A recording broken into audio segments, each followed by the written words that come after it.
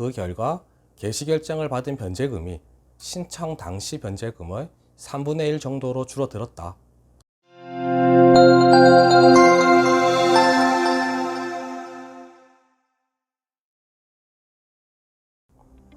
안녕하세요.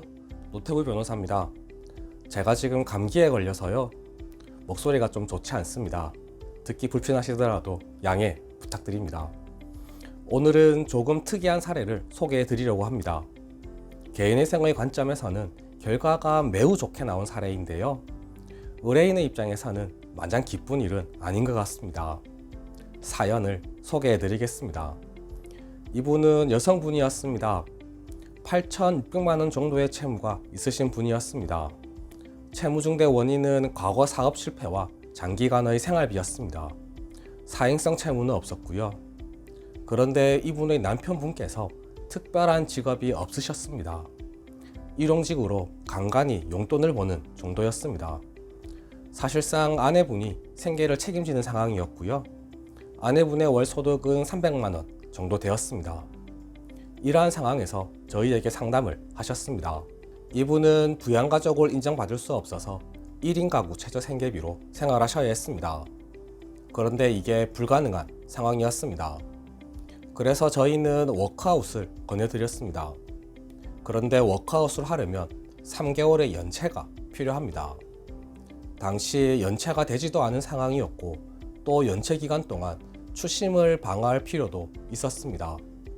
그래서 개인회생 신청하고 금지명령을 받은 후에 워크아웃 신청이 가능해지면 개인회생을 취하하고 워크아웃을 하기로 하셨습니다. 이렇게 시작하셨고요.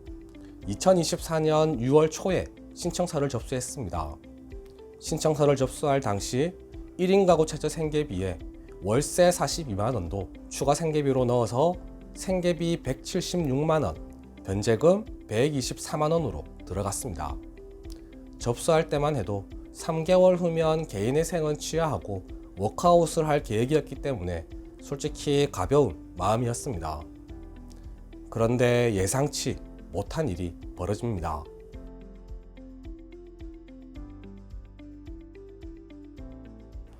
(2024년 8월경에) 갑자기 남편분께서 뇌경색으로 쓰러지게 됩니다. 이 얘기를 듣게 되면 저희는 머릿속이 복잡해집니다.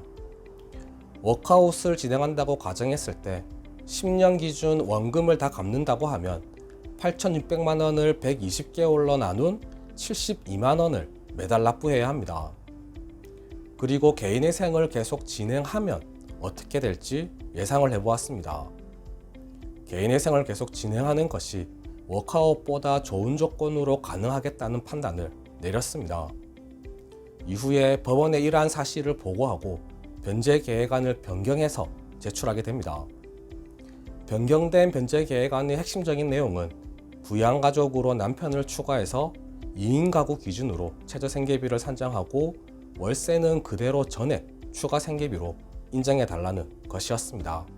이렇게 하면 월 변제금이 얼마가 될까요? 37만 원으로 줄어듭니다. 월 소득 300만 원에서 2인 가구 최저 생계비 약 221만 원에 추가 생계비로 월세 전액 42만 원을 빼면 37만 원이 나오는 겁니다. 1인 가구 최저 생계비 기준으로 했을 때는 월 변제금이 124만 원이었습니다. 신청서를 접수할 당시에는 월 변제금 124만 원, 변제기간 36개월, 총 변제금 4,460만 원이었는데 중간에 남편분께서 쓰러지셔서 2인 가구 기준으로 되면 월 변제금이 37만 원, 변제기간 36개월, 총 변제금은 1,330만 원 정도가 되는 겁니다. 부양가족이 1인 늘어나니까 월 변제금이 약 3분의 1 정도 줄어든 겁니다. 법원에 이렇게 보정서와 변경된 변제계획안을 제출했습니다. 그런데 저희가 변경한 변제계획안대로 진행되기는 사실 어려웠습니다. 변제율도 너무 낮고요. 특히 이분은 개인회생 2번째이셨던 분입니다. 그래도 저희는 최대한 의뢰인에게 유리하게 변제계획안을 작성해서 법원에 제출합니다. 그리고 법원에서 어떤 반응을 보이는지에 따라 대응을 하는 거죠. 오늘 소개해드리는 사례에서는 법원으로부터 전화가 왔습니다. 회생위원님께서 전화를 하신 거였습니다. 회생위원님께서는 의뢰인의 사정은 알겠으나 이러저러한 이유로 저희가 제출한 변제계획안으로는 개시결정이 불가능하다고 하셨습니다.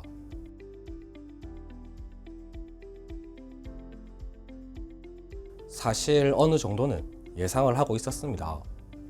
그래서 저희가 준비하고 있었던 방안은 월 변제금은 그대로 유지하면서 변제기간을 5년으로 늘리는 것이었습니다. 이렇게 다시 변제계획안을 변경해서 제출했고 최근 개시결정을 받았습니다. 참고로 말씀드리면 워크아웃으로 예상되는 결과는 72만 원을 120개월 동안 납부하는 것이었습니다. 개인회생을 진행한 결과는 37만 원을 60개월 동안 납부하는 것입니다. 워크아웃과 비교하더라도 월 변제금과 변제기간이 모두 거의 반으로 줄어든 겁니다. 개시결정받은 변제계획안 소개해 드리겠습니다. 보시면 월 평균 급여는 파란색 박스 300만 원입니다. 주황색 박스 채무자 및 피부양자 2명으로 2인 가구 기준이 된다는 겁니다. 빨간색 박스 생계비로 226만 9천 원 인정받았습니다.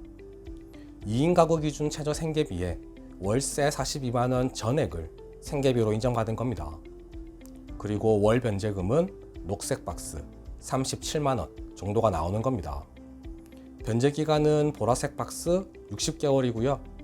총 변제금은 그 옆에 2,220만 원 가량 됩니다.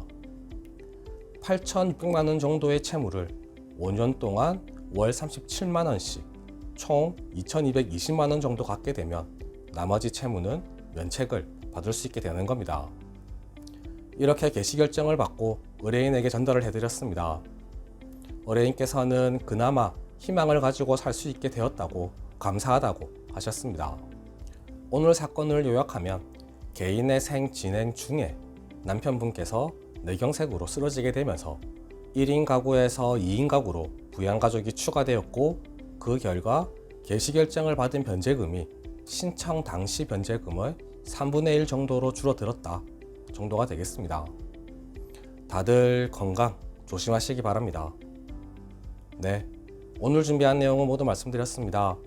궁금하신 점이 있으시면 댓글에 남겨주시거나 전화주세요.